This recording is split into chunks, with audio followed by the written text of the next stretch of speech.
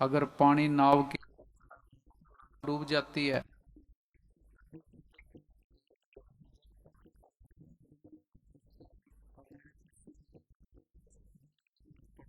दुनिया का हम रूप बने पड़े हैं, तैरेंगे कैसे, किश्ती हमारी डूबेगी। हाँ जी, कबीर साहब ने लिखा है, कबीर बेड़ा जर्जरा फूटे 6,000, हरवे हरवे तिर गए डूबे जिन सिर पहाड़। तेरा बेड़ा पुराना हो गया, हजारों छेद हुए पड़े हैं, तैरेगा कौन है, डूबेगा कौन है, जिसके सर के ऊपर कर्मों की गठड़ी हल्की है। हमने तो गठड़ी को भारी कर रखा है, कैसे तैरेंगे। हाँ जी। ਦਰ ਆਇਆਂ ਨੂੰ ਕਦੇ ਨਾ ਨਕਾਰਦਾ, ਦਰ ਆਇਆਂ ਨੂੰ ਕਦੇ ਨਾ ਨਕਾਰਦਾ, ਤੈਨੂੰ ਕਿਉਂ ਨਕਾਰੂ ਬੰਦਿਆ ਜਿਹੜਾ ਪਾਣੀ ਉੱਤੇ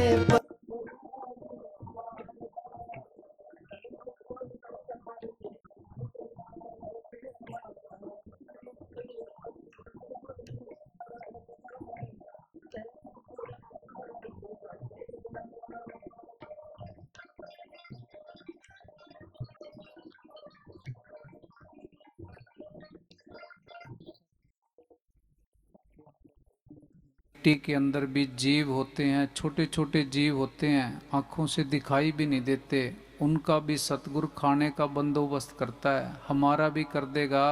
सारी सृष्टि को, खंडों ब्रह्मांडों को जो चला रहा है, हमारा इंतजाम करना उसके लिए कितनी बड़ी बात है, पर हमें सतगुरु के ऊपर विश्वास ही नहीं है। हाँ जी। दसां नोह वाली ने किरत कमाई दा, दसां नोह वाली ने किरत कमाई दा, फड़े जी ने सेवा ते सच्चाई दा, फड़े आए पल्ला जी ने सेवा ते सच्चाई दा, ओ ते मेरा वाला कष्ट निवारदा, ओ ते मेरा वाला कष्ट निवारदा, तेरे भी नवारू बंदिया जेड़ा पानी उत्ते पत्थरां नूं तारदा, तैनू क्यों ना तारू बंदिया जेड़ा पानी उत्ते पत्थरां नूं तारदा, तैनू क्यों ना तारू बंदिया जेड़ा दुनिया दे कर्ज सवारदा, जेड़ा दुनिया दे कर्ज सवारदा, तेरे भी सवारू बंदिया जेड़ा पानी उत्ते पत्थरां नूं तारदा, तैनू क्यों ना तारू बंदिया जेड़ा पानी उत्ते पत्थरां नूं तारदा, तैनू क्यों ना तारू बंदिया।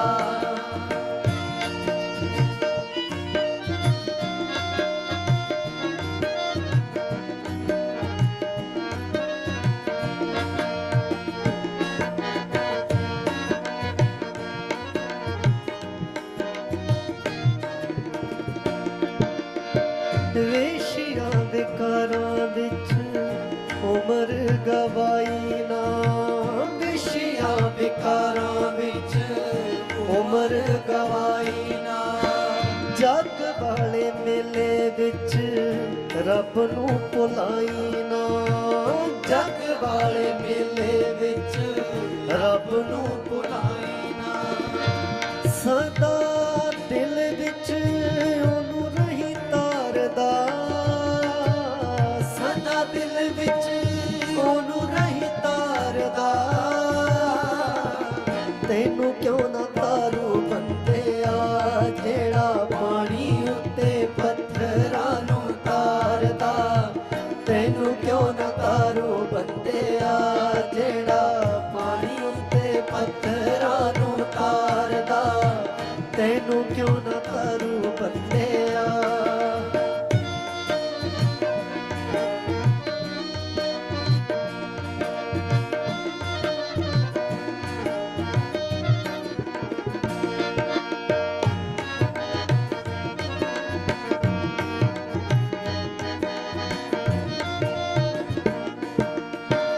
ਲੇਖਾ ਉਹ 84 ਵਾਲਾ ਤੇਰਾ ਵੀ ਮੁਕਾਏਗਾ ਲੇਖਾ ਉਹ 84 ਵਾਲਾ ਤੇਰਾ ਵੀ ਮੁਕਾਏਗਾ ਕੱਢ ਕੇ ਹਨੇਰੇ ਵਿੱਚੋਂ ਰੋਸ਼ਨੀ ਲਿਆਏਗਾ ਕੱਢ ਕੇ ਹਨੇਰੇ ਵਿੱਚੋਂ ਰੋਸ਼ਨੀ ਲਿਆਏਗਾ ਜਿਹੜਾ ਲੋਕ ਪਰ ਲੋਕ ਨੂੰ ਸਵਾਰਦਾ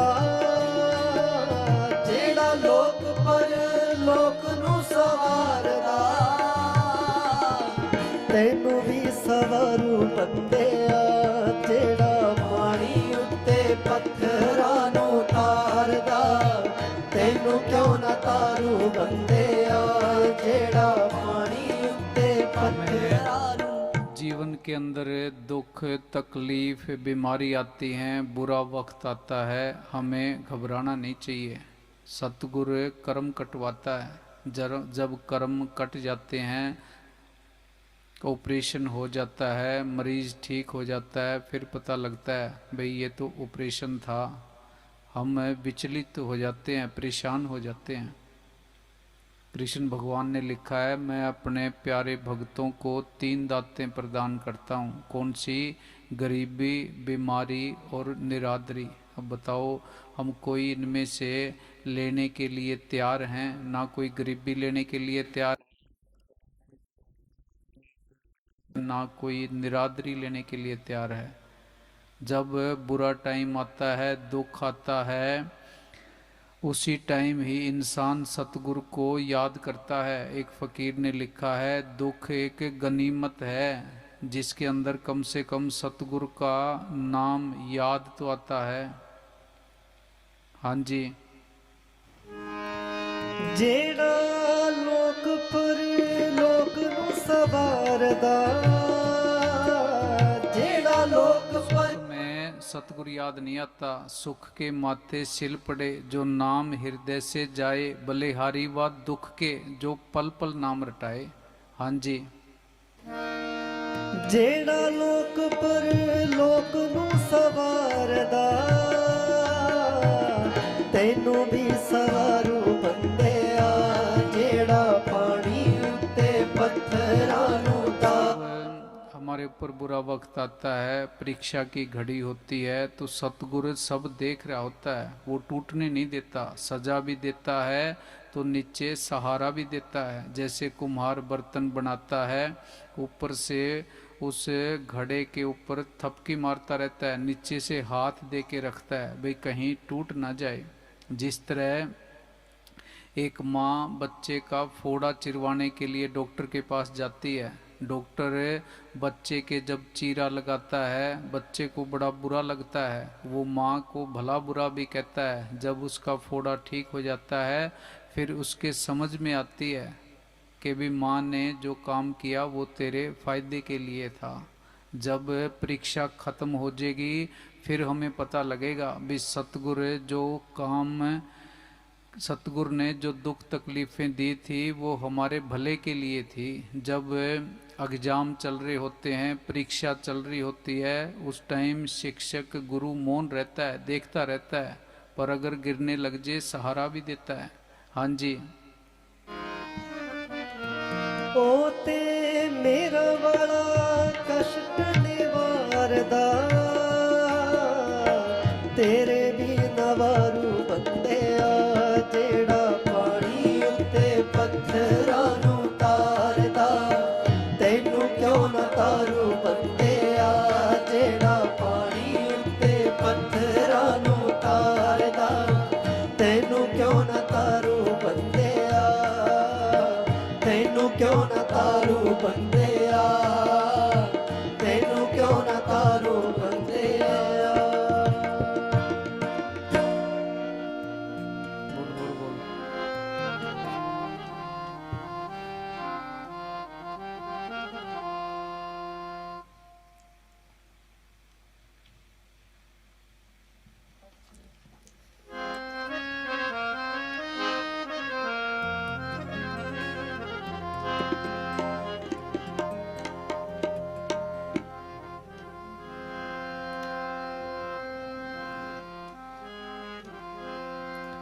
सगल पवन के नायका, एक छिन दर्श दिखाए जी, सगल पवन के नायका, एक छिन दर्श दिखाए जी, सगल पवन के नायका, एक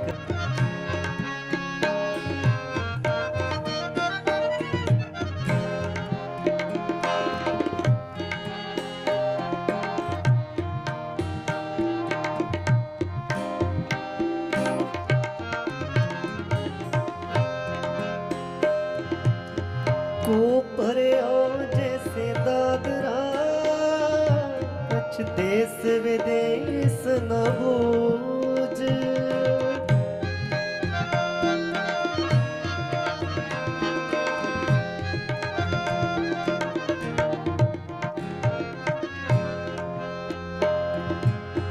को पर्यो जैसे दादरा, कुछ देश विदेश न बूझ, ऐसे मेरा मन दिखे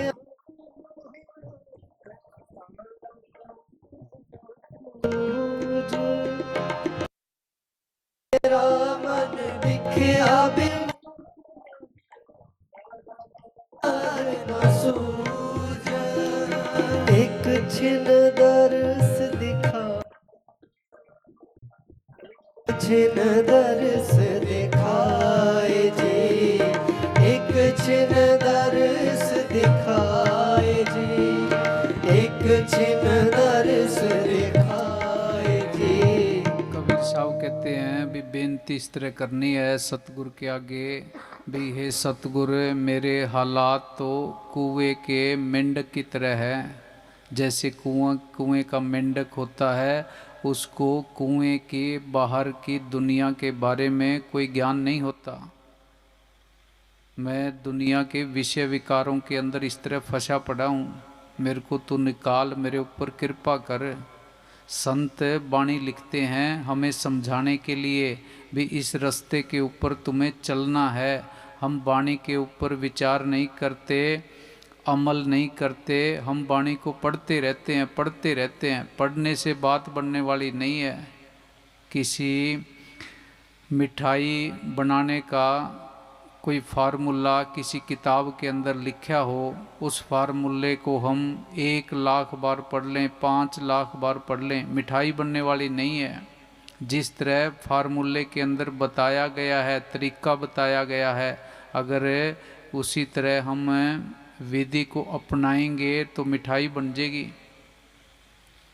संतों ने वाणी लिखी है भी, उसके ऊपर तुम अमल करो, चलो। सुखमणि साहब के अंदर गुरु साहब ने पहली तुक लिखी है, हम पढ़ते हैं पर उसके ऊपर अमल नहीं करते, विचार नहीं करते। क्या लिखा है कि सिमरो सिमर सिमर सुख पावो, कल कलेश तन माहे मिटावो। गुरु साहब ने फार्मूला बताया है सुखी होने का, शरीर के कष्ट दूर करने का। भाई तुम सिमरन करो, सिमरन तुम्हारे सारे काम करेगा। हम बाकी सारे काम करते हैं, सिर्फ सिमरन नहीं करते। मन ये कहता है तू बाकी जो भी काम करेगा मैं तेरा पूरा सहयोग करूँगा, तेरी सहायता करूँगा, तू अकेला बस सिमरन मत कर। हाँ जी। को परे हो जैसे दादरा, कछ देश विदेश न बूझ। ऐसे मेरा मन बिख्या बेमोहिया, कछ आरा पार न सूझ। ऐसे मेरा मन बिख्या बेमोहिया, कछ आरा पार न सूझ। एक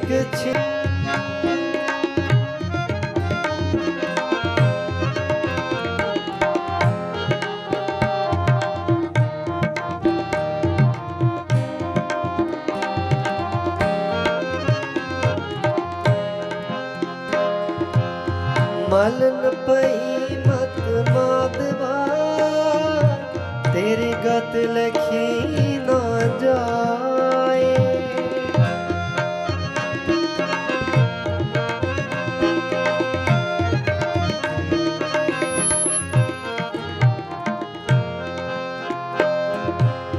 मलन पई मत माधवा, तेरी गत लखी ना जाए। करो कृपा ब्रह्म चूक ही, मैं सुमत दे समझाए। करो कृपा ब्रह्म चूक ही, मैं सुमत दे समझाए। सतगुरु के आगे बेनती करनी है। एक सुमत होती है, एक दुर्मत होती है। सुमत क्या है? शील, क्षमा, विवेक, दीनता, गरीबी, इनके अंदर बरतना। दुर्मत क्या है? काम, क्रोध, लोभ, मोह, अहंकार, इनके साथ बरतना। रविदास जी कहते हैं कि मेरे को सतगुरु सुमत बख्श, कृपा कर, अंदर से पांचों चोर निकलें। हाँ जी। मलन पई मत माधवा। हम घर के अंदर दरवाजे बंद रखते हैं, बाहर पहरेदार बिठाते हैं। अगर कहीं हमारा प्लाट हो, जमीन हो, तो ध्यान रखते हैं भी कोई कब्जा ना कर ले। इस घर के ऊपर पांचों चोरों ने कब्जा कर रखा है। हम खुद बाहर बैठे हैं घर से, हमारे घर के अंदर पांचों चोर बैठे हैं। हम तो दुख भोग रहे हैं, तकलीफ में हैं, परेशान हैं। जब तक अंदर नहीं जाते, कब्जा नहीं छुड़वाते, बाहर हमारी ज़मीन जायदाद के ऊपर कोई कब्जा कर लेता है, हम झगड़ा करने तक जाते हैं, पुलिस के अंदर रपट दर्ज करवाते हैं। इस घर के ऊपर कब्जा हो रहा है, इसके बारे में किसी को भी होश नहीं है। घर के अंदर सब कुछ है, हीरे जवाहरात, सोना चांदी सब कुछ है, पर ये पांचों चोरों ने कब्जा जमा रखा है। जब तक कब्जा नहीं छुड़वाते शांति नहीं मिलेगी, कब्जा छुड़वाना पड़ेगा। हाँ जी। मलन पई मत माधवा, तेरी गत लखी ना जाए। करो कृपा ब्रह्म चूक ही, मैं सुमत दे समझाए। करो कृपा ब्रह्म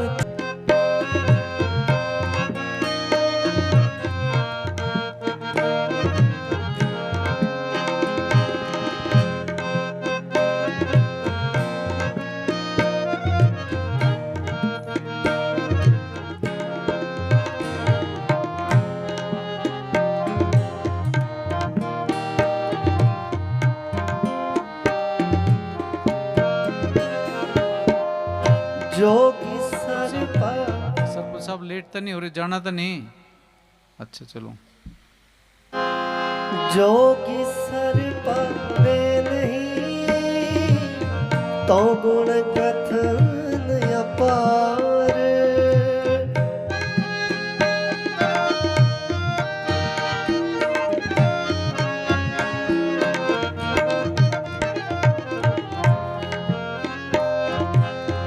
जोगी सर पावे नहीं, तो गुण। गुरु रविदास जी कहते हैं बड़े बड़े जोगियों को, त्यागियों, तपस्वियों को तेरी सार नहीं है। मेरे ऊपर तो तू कृपा कर, तेरी रहमत होगी, तेरे दर्शन होंगे तो मेरी प्यास बुझेगी। हाँ जी। जोगी सर पावे नहीं। हम सारे बाहर के ज्ञान की तरफ भागते हैं, ये अंदर का ज्ञान ये हासिल करने हैं। बाहर के ग्रंथ शास्त्र पढ़ लिए, अंदर के सच्चे ग्रंथ शास्त्र को उसको कब पढ़ेंगे? जब तक उसको नहीं पढ़ते ज्ञानी नहीं बनते। एक बार कबीर साहब के पास बहस करने के लिए एक पंडित जी बैलगाड़ी के ऊपर ग्रंथ लाद के लेके आया, ग्रंथों को उतारा, कबीर साहब के सामने रखा कि जी मैं आपसे धर्म के ऊपर, अध्यात्म, रूहानियत के ऊपर चर्चा करने के लिए आया हूँ। वो सोच के आया था भी आज मैं कबीर साहब को बहस के अंदर हरा के जाऊँगा। कबीर साहब ने एक लाइन के अंदर ही सारे झगड़े को ख़त्म कर दिया। कबीर साहब ने फरमाया, पंडित जी तेरा मेरा मनवा कैसे एक होई रे? तू कहता है कागद की लेखी, मैं कहता हूँ आँखों देखी। तू तो ग्रंथ शास्त्र पढ़ के कह रहा है, मैं आँखों देखी कह रहा हूँ। तेरा मेरा मन एक कैसे होएगा? हाँ जी। जोगी सर पावे। इसी तरह पूज्य मस्ताना जी के पास एक कोई पंडित बहस करने के लिए आ गया। पूज्य मस्ताना जी ने फरमाया भाई हमने तो अंदर सतगुरु को प्रगट करके सुख पाया है, सतगुरु को प्रगट करना है तो कर, वरना खड्डे में पड़। हमने बहस करके लेना क्या है? हाँ जी।